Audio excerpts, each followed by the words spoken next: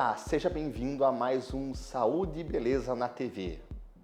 Como não estamos aqui só para falar de beleza, hoje vamos falar da saúde da mulher e eu convidei uma gineco-obstetra, mas que também ela faz um papel de cegonha, porque ela trabalha com reprodução humana, que é um assunto bem interessante, mas a gente vai tratar em outro momento.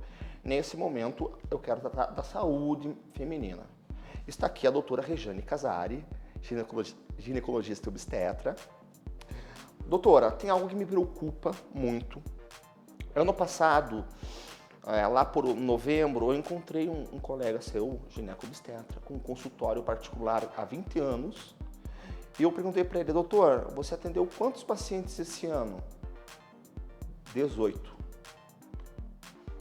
Ou seja, um profissional que tinha uma clientela formada, com um consultório de longa data, apenas 18 mulheres foram se consultar com ele. Ou seja, nós podemos imaginar que nesse período de pandemia, a mulherada deixou a rodo de fazer os exames de prevenção de câncer de mama e de colo do útero. Eu estou certo nesse ponto? Doutor Eduardo, gostaria muito de agradecer o convite, é um prazer estar aqui. E em relação a essa preocupação, realmente, o que a gente está vendo é que bastante mulheres e às vezes até homens mesmo, né, estão deixando de procurar os seus médicos para fazer os seus exames periódicos. Isso é bem importante, inclusive na ginecologia isso é muito evidente. No ano passado a gente teve uma redução importante das procuras de consultas eletivas, especialmente, e muitas mulheres estão atrasando a sua rotina, o que não é o ideal. O ideal é que a gente sempre mantenha uma rotina regrada, né, anualmente, visitar o seu ginecologista, ou mesmo o seu médico de rotina, né, como que a gente tem tanto homens quanto mulheres ouvindo o programa, né, é importante que a gente fale para esses dois públicos que realmente é importante sim a gente manter o acompanhamento de rotina, porque a gente imaginou que a pandemia ia ser muito mais curta e infelizmente está se prolongando muito mais do que a gente imaginava, então não deixem de procurar os seus médicos. Então, temos dois assuntos bem importantes, que é o rastreio do câncer de mama e do câncer de colo do útero. Vamos, nesse momento, falar sobre o rastreio do câncer de mama. A primeira coisa que eu quero conversar com a doutora é que, assim, eu lembro da minha infância, da minha adolescência, as propagandas na TV falando para a mulherada fazer o autoexame de mama. Assim, imaginando que um tumor mamário maligno comece hoje a crescer e chega ao ponto, no menor possível, que a mamografia pegue. Quantos anos depois a doutora, que tem a mão treinada para encontrar o tumor, vai conseguir encontrar esse mesmo tumor? É super importante essa pergunta, né? Porque a gente ouvia muito falar de autoexame e continua sendo muito importante. A própria mulher, estou falando de uma doutora treinada, vamos lá. Sim, continua sendo muito importante, mas o que acontece, né? O tumor mamário, ele começa muito pequenininho, ele é microscópico quando as células começam a alterar. Na mamografia a gente consegue ver algumas alterações, geralmente são algumas calcificações. A gente só consegue palpar esse tumor quando ele está mais desenvolvido. Então, assim, o tumor ele aparece, o médico treinado ele vai conseguir palpar esse tumor mais ou menos depois de 5 anos do aparecimento desse tumor. E a paciente, geralmente aquela mulher que já se conhece, que está habituada a fazer o autoexame, ela vai conseguir mais ou menos detectar depois de 10 anos. Então é muito tempo, então por isso que é importante a gente fazer a mamografia todos os anos, né, conforme manda o protocolo da Sociedade Brasileira de Mastologia. Então vamos lá, estou entendendo que se você não fizer a mamografia conforme as indicações médicas corretas e você for confiar só no autoexame, o tumor vai ficar 10 anos brincando ali, se espalhando e às vezes pode pegar num ponto que já não tem mais volta. Essa é uma preocupação importante. Então vamos lá, doutora. A partir de que idade e com que frequência deve ser feito? Perfeito. A partir dos 40 anos para a população geral. Então, a partir dos 40 anos, né? Uma mulher de 40 anos, a partir daí todos os anos anualmente, tá? Até os seus 75 anos é o ideal que a gente faça, tá? Existem algumas situações especiais em que as mulheres vão ter que começar esse rastreio um pouquinho antes. Por exemplo, algumas mulheres que têm câncer na família, né? Uma história importante de cânceres na família. Então, aquela mulher que tem a mãe, que teve câncer de mama, a irmã, uma tia, né, mulheres que tiveram uma história importante de câncer na família, o ideal é que a gente comece antes. Quanto antes? 10 anos antes do diagnóstico da pessoa mais jovem. Então, se eu tenho, por exemplo, uma mãe Por exemplo, que fez diagnóstico de câncer de mama aos 45 anos, eu tenho que começar o rastreio aos 35. Então, sempre 10 anos antes do familiar mais próximo. Existem algumas outras alterações também, né, algumas outras condições que aumentam o risco de ter câncer de mama, tá? São essas as condições, algumas alterações genéticas, como aquela alteração que a Angelina Jolie teve, que é a alteração do BRCA1 e BRCA2. Tá, mas aí nós estamos numa situação em que houve um rastreio, mas o rastreio veio porque houve casos de câncer de mama antes dos 40 anos, né?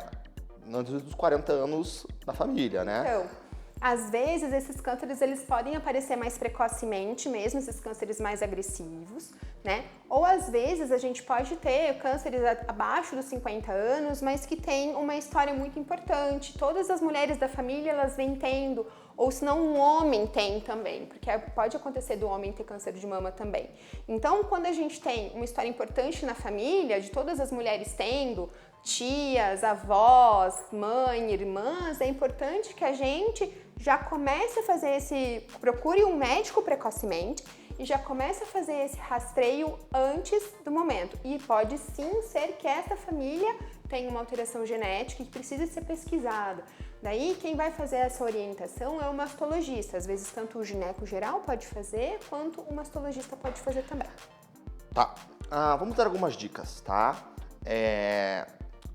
Uma pergunta que todas as mulheres fazem: fazer anualmente aumenta o risco de câncer de mama pela radiação? Não aumenta. Então, meninas, podem fazer mamografia anualmente, não tem problema nenhum, tá bom? Não aumenta risco por causa da radiação, não aumenta problema de tireoide, como a gente viu circulando algumas notícias por aí, não aumenta, tá bom? O risco é ínfimo e o que a gente tem de benefício fazendo mamografia com detecção de tumor precoce é muito maior do que qualquer outro risco que a gente possa ter. Então, é recomendado sim fazer. Tá, algumas mulheres reclamam de fazer a mamografia porque é incômodo, porque dói um pouco. Tem alguma dica para doer menos? Tem uma super dica. Então, assim, a dica é a gente fazer a mamografia logo depois de que terminou a menstruação. Então, naquele período da TPM, que a gente tá um pouquinho mais inchadinha, né, é mais dolorido mesmo, espera terminar esse período e faz a mamografia que vai ser mais confortável. Obrigado, doutora, pelas informações. Em um próximo programa vamos falar sobre a questão do câncer de colo de útero, que é importante também, e no outro, provavelmente sobre a reprodução assistida. Doutor Eduardo, eu que agradeço. Muito obrigada pelo convite. Foi uma honra estar aqui com vocês, conversando, participando e adoraria participar de novo. Muito obrigada. Obrigada a todo mundo que acompanhou. Voltando ao programa Saúde e Beleza na TV, estamos novamente com a dermatologista doutora Dandara Mício e o assunto do dia é acne. Seja bem-vinda, doutora. Obrigada, é um prazer estar aqui novamente com vocês. Então, doutora, qual é a causa da acne? Bom, então a acne, na verdade, tem vários fatores, né? Então, um deles é o sebo, né? Então, a gente fala muito sobre a composição do sebo. Então, hoje a gente vê que, na verdade, na adolescência, a composição do sebo é muito diferente por questão hormonal. Então, a gente nota que na adolescência temos muitos pacientes com a acne, principalmente na região frontal, malar e nariz, né? Só que hoje a gente vê também mulheres, a gente chama de acne da mulher adulta. Tá? Então, a principal causa, na verdade, são dois fatores. Pode ser uma acne da adolescência que é permanente ou uma acne de início tardio, em torno dos 25 anos. Então, hoje a gente trata muito tanto a acne da adolescência quanto a acne da mulher adulta. Tá, e quais seriam os tratamentos? Então, hoje a gente, na verdade, para simplificar um pouquinho, a gente trata assim. Uma acne mais simples, a gente faz tratamentos tópicos, então seriam ácidos, a gente usa creme, usa gel. Quando é uma acne de grau moderado, a gente já entra com um pouquinho com antibiótico oral associado aos tópicos. E numa acne mais grave, geralmente a gente acaba iniciando com a isotretinoína, que é o conhecido Racutan. Tá, assim, incluindo o que a gente trabalha com relação ao cabelo, há muita fake news, há muita informação errada sendo passada na internet, tem muita gente se automedicando ou fugindo dos medicamentos porque leram coisas de pessoas que não têm a formação técnica adequada sobre o assunto. E então vamos colocar em panos bem claros. Doutora, o Roacutan é seguro? Então, o Roacutan, na verdade, é o nome comercial da isotretinoína, né? A gente usa o Roacutan há muito tempo já, então é uma medicação muito segura, desde que feita com um profissional adequado. Então, só o dermatologista que prescreve o Roacutan, o paciente precisa fazer exames mensais, né? Então, existe todo um planejamento do tratamento. O paciente precisa ir todo mês, ele investe tempo, ele investe dinheiro. Além disso, ele precisa saber todos os efeitos colaterais que ele pode causar, tá? Então, assim, falando sobre os efeitos colaterais mais graves do Roacutan, a gente sabe que o principal é a teratogenicidade, ou seja, pode causar uma malformação fetal. Então, mulheres não podem engravidar durante todo o tratamento e até um mês depois, tá? Isso a mulher assina termo, homens também assinam um termo para poder comprar o medicamento. O medicamento ele precisa ser dado pelo médico dermatologista todo mês, desde que ele apresente exames. Então a gente faz todo esse acompanhamento mensal, a gente pede exames todos os meses, o paciente é ciente de todos os riscos e se o paciente tiver uma boa relação médico-paciente, não tem problema nenhum. O Roacutan é uma medicação muito segura. Então está aí, medo desfeito? Se você tem acne, não deixe de tratar com um profissional capacitado só porque leu fake news na internet. Muito obrigado, doutora. Obrigada a você, eu que agradeço. Estou aqui toda semana para qualquer dúvida. Voltamos e agora vamos falar sobre uma coisa muito importante relativa à calvície. Existem diversas causas para a calvície, mas nesse momento eu vou tocar na calvície de padrão masculino, que é a que traz a maior parte dos nossos pacientes para o transplante aqui, tá? A calvície de padrão masculino ou alopecia androgenética é uma doença genética, hormonal e tem uma outra característica. Ela é uma doença progressiva e que sempre vai progredir até atingir o nível da sua genética, que pode vir tanto do lado do pai quanto do lado da mãe, pode pular gerações e muitas vezes você até não sabe aonde vai a tua genética, tá? O que acontece? Muitos pacientes se deixam levar por fake news, por bobagens ditas na internet e acabam perdendo o cabelo que tem genética por não tratarem clinicamente, por acharem que não existe tratamento clínico. Mostra a próxima foto, fazendo um favor. Esse aqui é o senhor José Barancelli, meu avô, pai do meu pai. Reparem que ele tem o grau máximo de calvície, mas que o cabelinho aqui de trás, aos 90 anos de idade, isso aqui 3 meses antes dele falecer, aos 90 anos de idade, o cabelo estava preservado dessa região. Pode voltar. Então, o grau 7, que seria o grau máximo de calvície, vocês podem observar aqui, é uma região onde os fios de cabelo são geneticamente resistentes ao hormônio que faz a perda dos cabelos, o chamado DHT, que é um derivado da testosterona. E observem que a área onde ele tem cabelo, comparada com a área que ele caiu, é muito menor do que a área que ele tem cabelo, é muito menor comparada com a área que ele perdeu. Então, praticamente é impossível corrigir tudo isso daqui só com uma área tão pequena. Enfim, a calvície, se você não tratar, vai progredir, progredir, progredir até onde tua genética mandar. Às vezes pode progredir até aqui, por exemplo, e fica muito fácil reconstruir com um transplante capilar.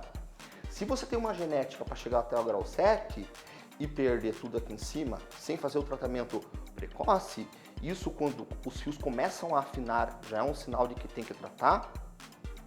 E com tratamento sério, não os vendidos da internet, os tratamentos no consultório médico, com um médico que entenda do assunto, e o tratamento é de longo prazo, porque você tem que evitar que seus genes se manifestem. Eu não vou falar aqui em nome de remédios, porque eu quero evitar a automedicação, e porque cada caso é um caso e existem algumas possibilidades dentro do que é cientificamente comprovado, onde a gente pode evitar que a alopecia androgenética progrida ao ponto que a tua genética manda. Mas não pensem que o transplante capilar é é como se fosse uma mágica que vai resolver uma calvície tão grande se você não tratar o cabelo e impedir que você perca tudo antes. Porque a gente não cria os fios em laboratório, a gente depende dessa área aqui, desses fios que são resistentes. Porque depois, quando a gente transplanta, esses fios não vão cair do mesmo jeito que os fios que estavam na nuca do meu avô não caíram até o último dia de vida. Se vocês quiserem mais informações, a gente vai colocar no nosso Instagram. Se tiverem dúvidas, entre no Instagram, @clinicabarancelli, e podem colocar as perguntas lá que a gente vai responder, ou seja aqui no programa, ou seja no Instagram, mas pode mandar o que sobrar de dúvida. Até mais! Então encerramos por aqui e conto com sua audiência no próximo sábado no Saúde e Beleza na TV com o Dr. Eduardo Barancelli, aqui na Band.